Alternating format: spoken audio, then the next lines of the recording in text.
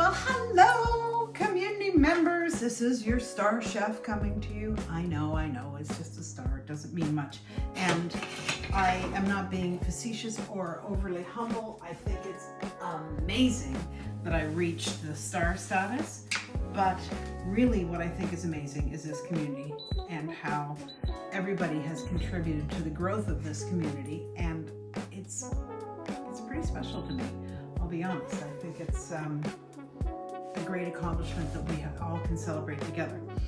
So today, the day after the star, I am creating shepherd's pie as promised.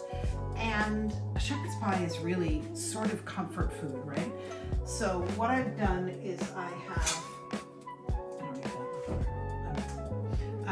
I've got potatoes on. I'm making mashed potatoes to go with it. And I did mention in the community that there was some discussion I've heard in my lifetime that shepherd's pie has ground lamb, whereas cottage pie is the one with ground beef. I don't know what you want to call it, and call it whatever you want. What I'm making is a ground beef concoction with mashed potatoes on the top. So I call it a shepherd's pie. Whether that's historically accurate or absolutely proper in England, I don't know, but I will tell you that I learned my cottage pie recipe, my shepherd's pie recipe from an English guy, so if he called it shepherd's pie, that's good enough for me. So the first thing I did was I put my potatoes on to cook, to make mashed potatoes. So that's very exciting. And I'm going to chop up some onion to go in this. My kids love this shepherd's pie, and maybe when they were young they didn't get so excited about it, because when kids are young sometimes they think a little bit about too much about what goes into something before they decide whether they like it or not. But yeah, they love it now. So when I finish this video and tidy it up, probably what I will do is share it with the lovely Miss Riley, aka the Olympian, because I like to brag about my daughter, because she loves shepherd's pie. And if I tell her, if I message her and say, hey, I'm making shepherd's pie today, she'll be like, no, I want shepherd's pie. And she's in California, so it's a little tricky for me to deliver it. Okay, so I've got 1.5 pounds of ground beef. That's probably too many onions, but you know what? It's not going to hurt anything if I have a little extra onion. I will just make sure everything's cooked well so that they're soft and sauteed. You don't get a real oniony flavor.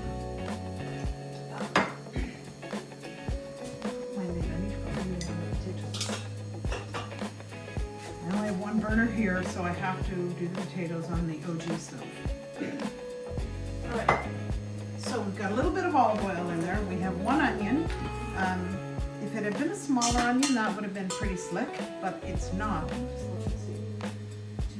Yeah, it's fine. But I would use half a big onion or one small onion, and I had a medium onion. So where do I go with that, right? Half didn't look like enough, a whole one's too much. I've got some onion in the pot, and we're going to saute. I think it'll be fine. All of this stuff, if you watch my classes, you know that I cook intuitively, and I don't necessarily follow hard and fast recipes. And honestly, when I'm following a recipe, I look so awkward because I'm stopping and reading and stopping, and maybe it's just me feeling awkward, but anyways. So one onion, or one small onion, or half a large onion, or figure it out with a medium one. And I've got about 1.5 pounds of meat. So we're going to saute this. I'm going to peel and dice 1 carrot. And I have half a cup of frozen peas and half a cup of frozen corn. Now, I will tell you, and I think I mentioned this in my post, that the recipe, the way I was taught to make a shepherd's pie, might be something that not everybody thinks looks really wonderful.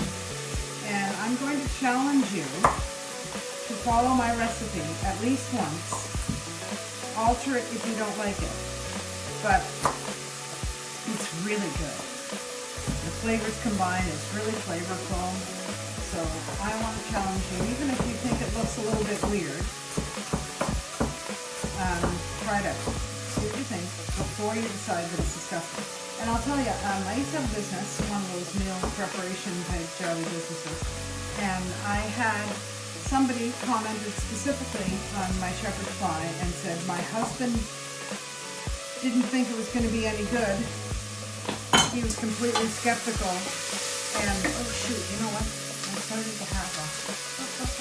Hold on. Just a sec.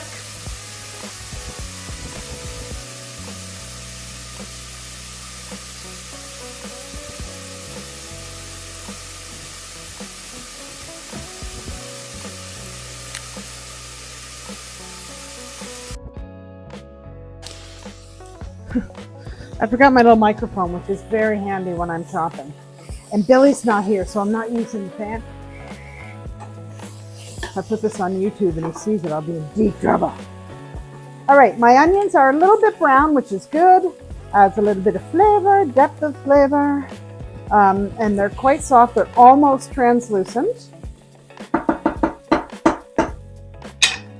And I shall ouvrir le bœuf. Ouvrez l'emballage de le bœuf. Open the beef package. Is that right? I don't know. It's a very busy week so far. No, won't put that in that garbage because then I'll be in trouble because it's not the right place. Okay. Beef goes into the ground beef. Make sure you don't drop the little diaper from the bottom in. Ground beef goes into the onions. I'm going to turn the temperature down a little bit because it doesn't have to be as high. We're not browning. I mean, we want to brown the beef a little bit, but it should cook nicely in here anyways. And beef, if you want to brown it, if you're doing it in a frying pan and you're aiming to brown it, then you don't want to crowd it in. You want to keep the temperature high. But here, we're mostly just cooking the beef. So, all right, let's let that cook. I'll continue chopping my carrot. Anyway, so I had a customer who said, you know, my husband didn't think this was going to be any good. He was reluctant to try it, whatever. And she said he tried it and he said it was the best shepherd's pie he's ever had. So, kind of like my ex-husband one day, I said, I'm going to make an artichoke dip. And he's like, oh, I don't like artichokes. Don't do that. And so I put it on the shelf for another time. Then I made it and didn't tell him what was in it. And he was like, oh, that was great. I love that. So, funny. Sometimes people get put off by what they know is in the food rather than thinking about the taste. Okay, so we've got half a cup of peas, half a cup of corn, 1 carrot, which is, looks like it's not that far off, half a cup. The bœuf is browning, or cooking. We're not going to worry about it browning, but we're not going to add anything to it until it has cooked. But what I will do is, it's over here, a little salt. Always put salt like this and use it with my hands, because if you put it in a shaker, you have no idea how much salt's coming out. I do that with the pink Himalayan salt because it's not super salty, if that makes any sense. So I can get away with winging it a little bit more. But if you have one of these and you're shaking it in, you really don't know how much salt you're adding, so you're so much better off with a pinch bowl like that. Comes my pepper. Same thing with pepper. I mean, I can see how much is going in because this is chunks and it's in big pieces. The ground pepper I have is a really coarse ground, and so I don't use it that much. I don't know why. Don't ask me why. I think because if I use a pre-ground pepper, I want something that's finer grind. And those British people who invented this shepherd's pie, they really love to use white pepper, and the French like to use white pepper too, to a certain extent. I don't like white pepper. I find white pepper has a weird ammonia flavor, and I very much dislike white pepper, which is weird. I don't know why. It's just me. It's a me thing. It's not me, it's you. It's not you, it's me. Yeah, so, all right, so the ground beef is in there. La-di-da-di-da. It's like a game. Can I lift it up, show it to you, and get it back on before the burner turns itself off? Yes, I can. Okay, so the meat is cooking. I'm stirring it around because you want it to break into sort of smaller pieces rather than big chunks. Big chunks are nice, but in this case, everything gets mashed up so nicely that it's nicer if it's broken up a lot. Let's check and see. Oh, potatoes! The potatoes are not yet boiling, so I might be delayed with my potatoes. I thought I was quite smart, didn't I? Okay, so at this stage, we are free to add the vegetables. So I have this dish. I put a little grease it a little bit so it doesn't stick. This is what I'm going to do I was going to say chicken pot pie, shepherd's pie in, and honestly, it's a crapshoot. Somehow it manages to work out whatever size dish I use. I just end up cooking to the dish, or I look at the dish, look at my ingredients and go, ooh, that's not quite big enough. So having said that, you know this isn't going to work today. It's going to be too small, but hopefully. And you know what I can do too, is if it ends up too big for that dish, sometimes what I'll do is I'll take a smaller one and make an auxiliary one, which is a personal portion, so that if I'm away, because sometimes I do go away and leave poor Billy by himself, then he's got meals that he can snack on. I also like to do sorry, a parting gift for my kids. So if they're here for dinner or whatever, I'm like, by the way, take this with you. And usually it's turkey soup. You know, on the way out the door, does anybody want some turkey soup? Oh yeah, I'll take some. And so, yeah. So the shepherd's pie, if I make it an individual portion, it could very well be a parting gift, especially for JJ, because this British person I told you about who taught me how to make shepherd's pie, he used to make it for dinner and he'd get JJ to help him, and JJ would essentially make the shepherd's pie. And JJ was little when he was doing this, right? So JJ, for years, he's like, I know how to make shepherd's pie. I make shepherd's pie. It's my thing, right? And so to this day, he loves shepherd's pie, and he will tell you he can make it. I doubt he remembers, and I can't imagine the lazy bugger has made it any time recently. But, well, come on. What's that about a watched kettle never boils? I think it boils faster if I keep watching it. Okay, so the veggies are in there. They're just simmering along nicely. Now we're going to add the secret ingredient, which you're going to go, what? It's baked beans. And I have here what I was told, Heinz beans deep brown in tomato sauce, or tomato sauce, deep browned in tomato sauce. I know, I wouldn't purport to have a great accent, but that's what it was, in tomato sauce. So I'm going to dump the whole can of deep brown beans in tomato sauce. I say tomato. My mom actually used to say tomato. You say tomato, I say tomato. Potato, potato, let's call the whole thing off. Now, you know, there's just some in there, and there we go.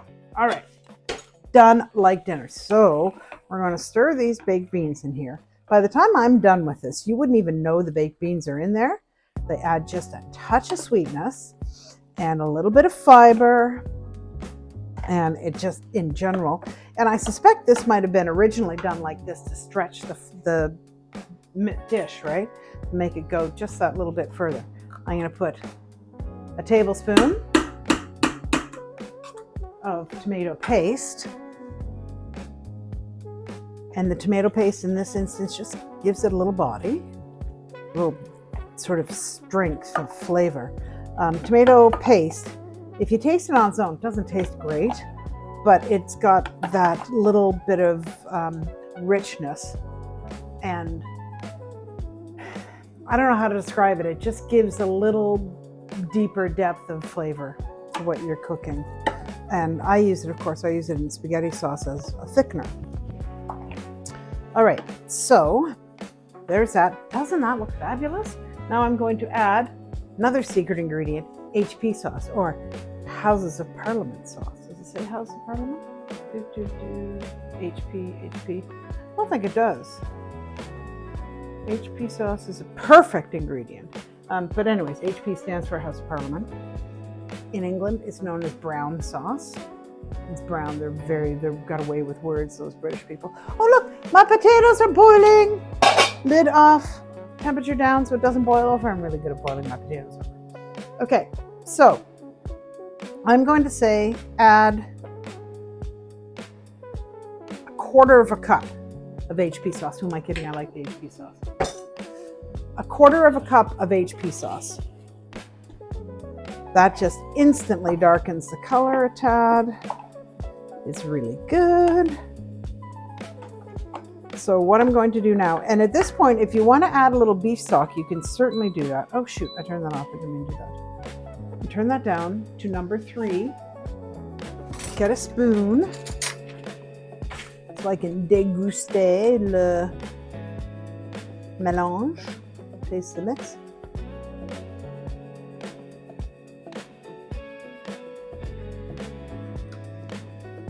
Oh, no, it tastes fine. A squinch more salt. So I'm going to add probably another half a teaspoon of salt. So, I don't think that's going to fit in there. So I might be making an auxiliary little one.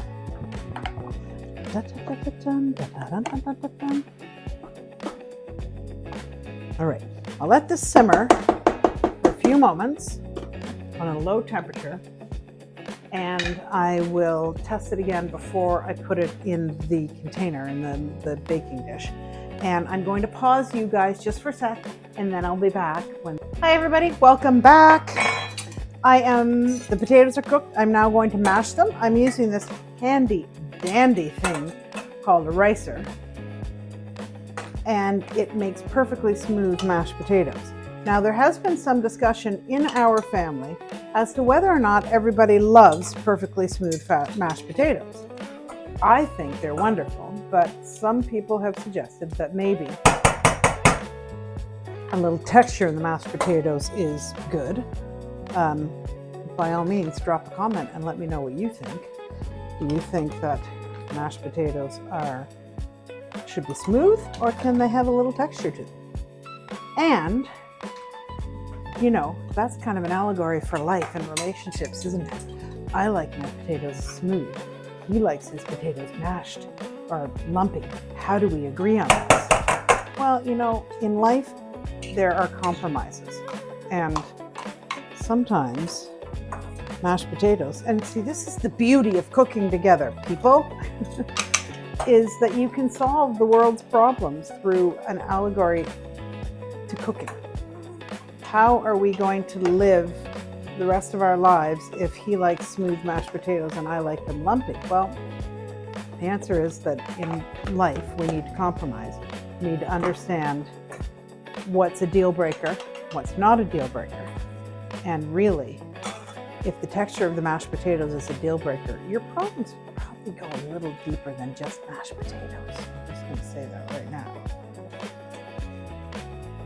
And somebody once asked me, actually, for any of those of you who saw that article in CEO Weekly, they asked me that question, you know, what happens when a couple has different tastes and, you know, one person is a vegetarian and the other person loves meat. There's always ways to compromise, right? So being facetious about this, if you like your mashed potatoes smooth and he likes them chunky and you can't agree on it, then the answer is just to have a different type of potato.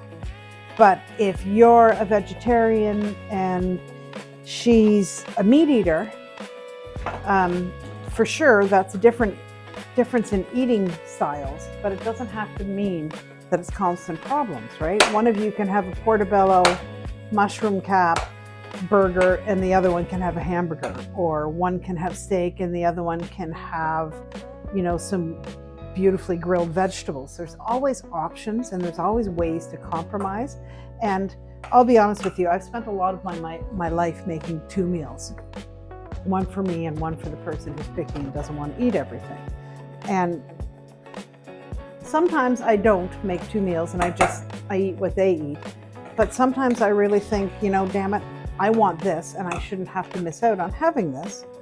So I make 2 meals, and I don't mind doing that because that's a way for us to be able to enjoy the things we love without the other one having to be inflicted with that. Okay, so you're watching me, you're saying, what is she doing? When I make mashed potatoes, I like to put lots of butter and milk. Milk makes it smooth and makes it creamier, so you can stir it and work with it so it's not so dry. On special occasions like Christmas or Thanksgiving, I put whipped cream in the potatoes, and they're pretty snacky when I use whipped cream. Okay, and put some pepper in here. Get my handy dandy spoon. Well, she'll stir first, and then I'll get my spoon. Cha-cha-cha. So I put it through the ricer. It becomes perfectly smooth. It's fabulous. Perfectly seasoned. Milk back over here. I'm going to bring this guy over here. Let's look at our stuff. Has been simmering away beautifully. There we go. Okay, this is ready. This only needs to simmer for maybe 15-20 minutes to let the flavors mingle. But let's just test it to make sure it's seasoned nicely.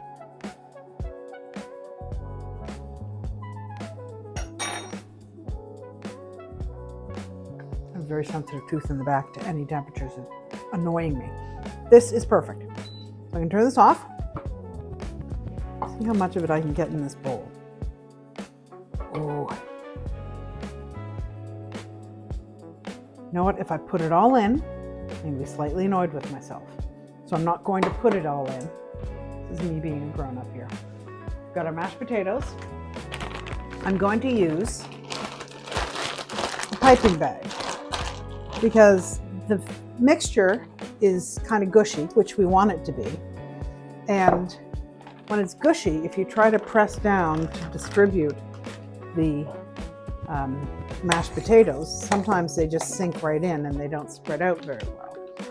And if you have a way of doing it, that's awesome. However works for you is great. For me, I find I put it in a pastry bag with no tip in the bottom.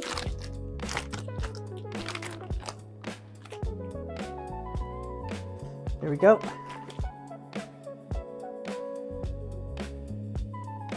And then I can just make it go exactly where I want it to go.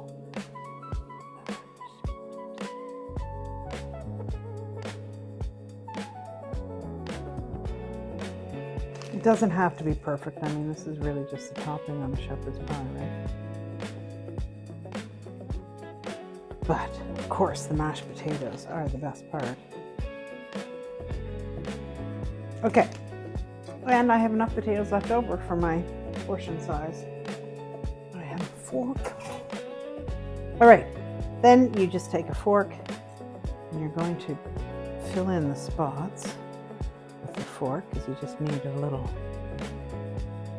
smushy like that. All right, then you make lines to make it look a little more uniform. You're going to go cross direction with this after. Ding, ding, ding, ding, ding. Look at that. And that, my friends, is a shepherd's pie or cottage pie, whatever you want to call it. I don't mind. But that's ready for the oven. I'm going to be heating it up. I may have told you this if you saw the post.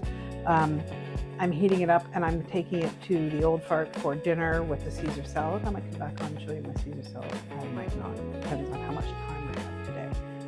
But I'm running out of time now. So this is done. I'm going to put this aside. I will heat this up a little bit later. It will normally take, if you're doing it the same day, so that'll still be warmish by dinner time, probably about 30 to 40 minutes in a 375 degree oven. Leave it uncovered. If it looks like it's browning too much, put some foil on it and you'll know it's done when it starts to bubble around the edge. So that's it for today. Enjoy your shepherd's pie. As always, send me a picture and let me know how it worked out. All right, take care.